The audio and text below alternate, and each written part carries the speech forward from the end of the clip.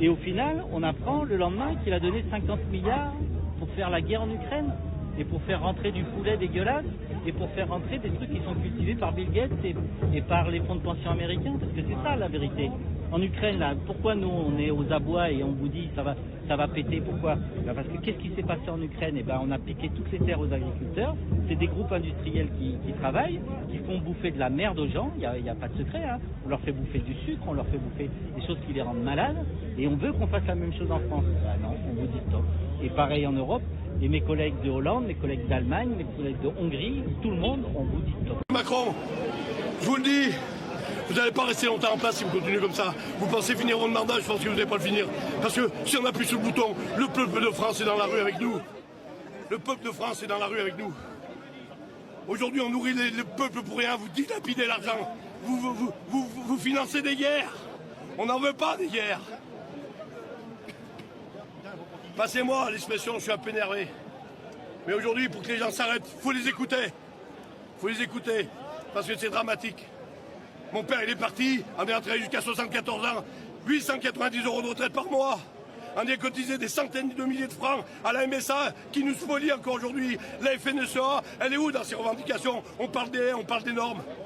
En 2022-23, sur les agriculteurs qui ont payé 200-300% deux fois leur salaire en charge sociale, alors qu'ils ont déjà des salaires qui sont à minima. Comment va-t-on faire? Vous nous dites qu'il faut de la concurrence. Il y en a qui perdent, il y en a qui gagnent les accords de libre-échange. Mais j'ai quand même l'impression qu'on perd toujours. Mais posez-vous la question, M. Macron, vous qui avez des relations avec Mme van der Leyen, posez-vous la question, pourquoi tous les agriculteurs de France, d'Europe et de Navarre, même en Inde, sont dans la rue? Parce que les multinationales les oppressent. Parce qu'on fait des cours mondiaux des céréales et qu'on les fait crever de faim. C'est scandaleux.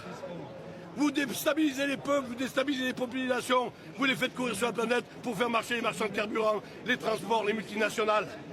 Et les gens vivent de plus en plus mal.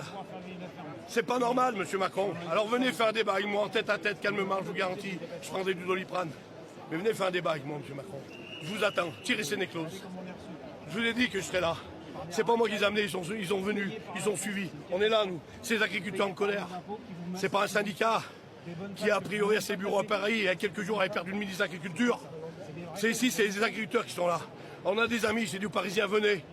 Les gens vont pouvoir faire tourner leur stand. Les Parisiens, les Franciliens, venez voir vos agriculteurs. On sait que vous êtes avec nous. On ne vous en veut pas, vous. C'est à nous gouvernants qu'on en veut. De droite, de gauche, du centre, du milieu, tous ces corrompus. On a plus de, je crois, 600 000 élus en France. C'est de honte. Qui est-ce qui connaît le CESE, le Césaire, au-dessus du conseil régional? Des gens qui font 3 500, 4 000 € par mois pour contrôler ce que les autres font ou ce que les autres ne font pas? Pour dire tout va bien, Madame la Marquise? Que fait la Cour des comptes? Que fait l'OMC aujourd'hui? On nous a apporté des haricots du Kenya. Que fait l'OMC? En Somalie, les gens crèvent de faim à quelques kilomètres du Kenya. Pardonnez-moi, je suis en colère, mais je parle avec le cœur. Voilà, au nom de tous mes amis agriculteurs qui sont là. Alors, M. Macron vous attend. On ne sait pas où c'est que vous êtes, M. Macron. Mais je vous attends pour un débat. Vous voulez un débat? La salle est disponible. Il n'y a pas la FNSEA. Il n'y a pas M. Leclerc qui vous a répondu très poliment. Et je félicite M. Leclerc, je ne suis pas toujours d'accord avec lui, loin de là. Mais je félicite M. Leclerc de la réponse qu'il a apportée au cabinet du ministère hier.